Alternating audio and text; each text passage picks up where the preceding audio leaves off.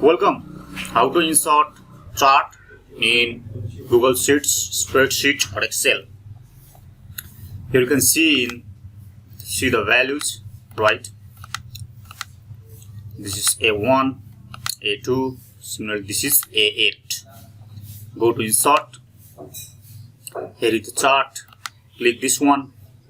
You will automatically get the chart with the values, right? Now